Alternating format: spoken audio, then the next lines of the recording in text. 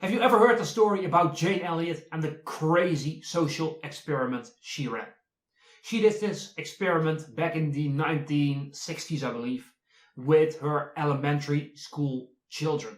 And the experiment went like this. At first, she told them, hey, children, there's been a new research that has been done.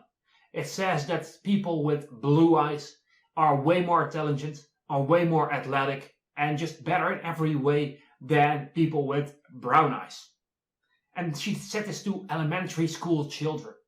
And so what happened? Class resumed, and at some point someone wouldn't know the answer to a question. And some of the other kids would speak up, oh, you don't know? Oh yeah, of course, it's because you're brown-eyed. Huh, brownie? Huh? And just that teasing going on. And so what happened then was like the brown-eyed children, they were feeling inferior. They were feeling like they were just not good enough. They were getting more like introverted. They were getting more shy. They didn't dare to speak up because they were afraid that they were completely wrong. And then 1 or 2 days later, even after some fights broke out over it, she returned to the class and said, hey, I'm sorry, there has been a mistake. It is not the blue-eyed people who are more athletic, are smarter, and are better in every way. It is actually the brown-eyed people who are that, right? I'm sorry, that was my mistake. And now you saw the reverse effect. The people with brown eyes, the children there, they got more confident.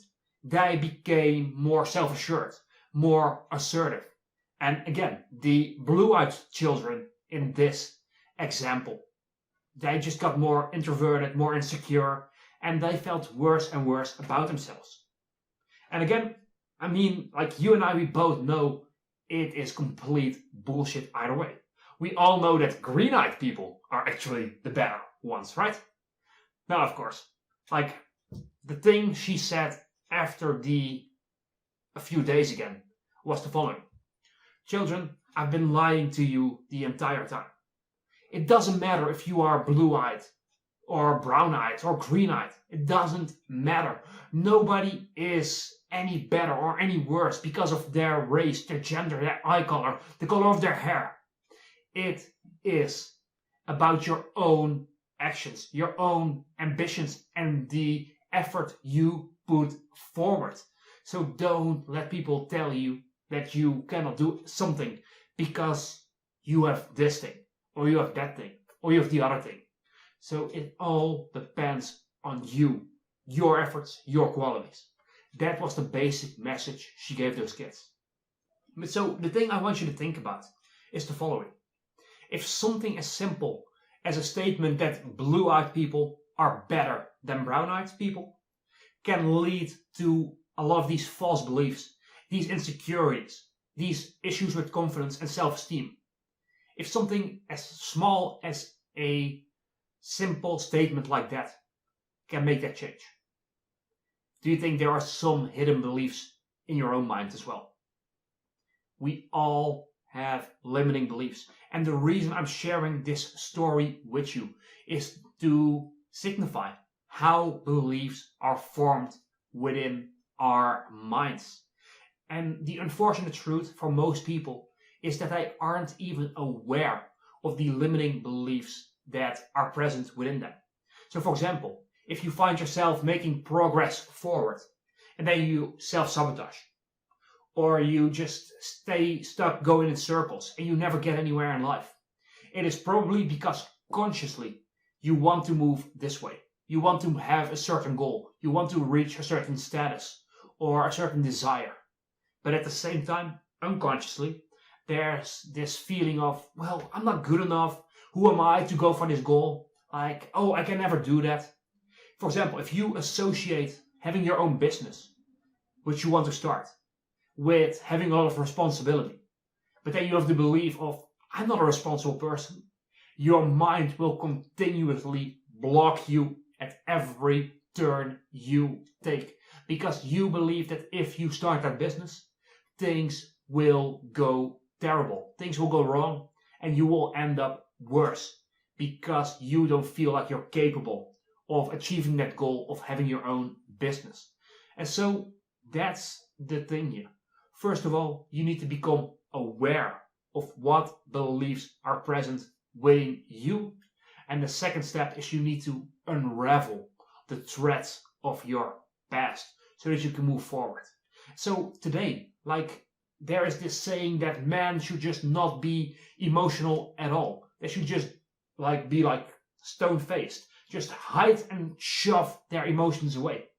But that does not work, because the more you oppress the things that are within you, those hidden beliefs, those feelings about yourself, about the world, about other people, the more you try to suppress those.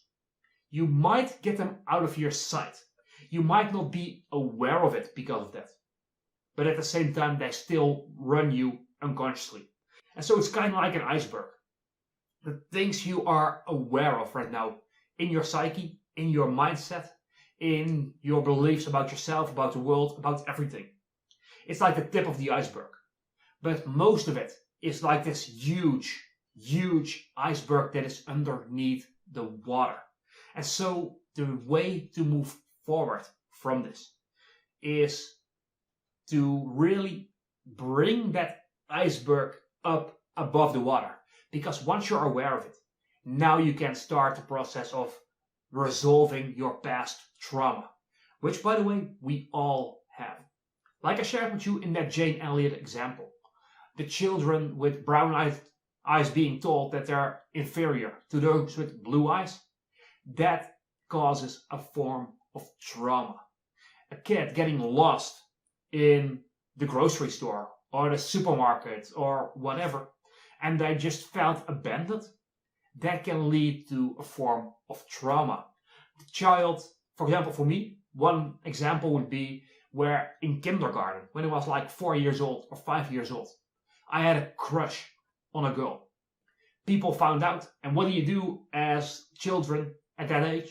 Ha ha ha ha ha ha, Michael likes this girl, na na na na na na. Right? It was just some mockery, some making fun. And as adults, you and I, we know that it was good-spirited. It was well-meant, it was just a bit of fun. To me at the time, it meant that I got to believe that if I express interest in a girl, I will get mocked. I will get ridiculed. I will be left out of the group, and I will just be this weird heretic, basically, like the social outcast. That's the word I'm looking for. And so that's the belief I formed with something so small when I was just a child. And that behavior, that belief internally, ran me, without me even knowing it, for 2 decades. Literally. When I would go and try to approach a girl, I would stop, I would freeze up, my heart would start pounding, and I just couldn't do it because of that hidden belief behind the surface, underneath this water level, that iceberg beneath it all. And so the way to move forward, and one of the most masculine traits, is to not hide away your feelings, but rather than that, face them head on. Try to uncover what's beneath the surface, and then make peace with the past. Move on. And so for me, what that encompassed was a process of introspection, through meditation, through asking myself, why do I feel a certain way? Why is this happening?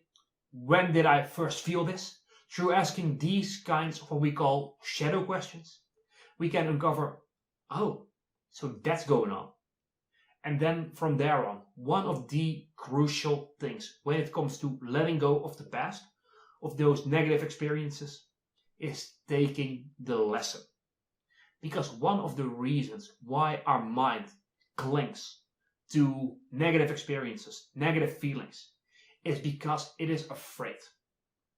It is afraid that if you forget about it, if you just let go and you push it out of your mind, that you will make the same mistake again.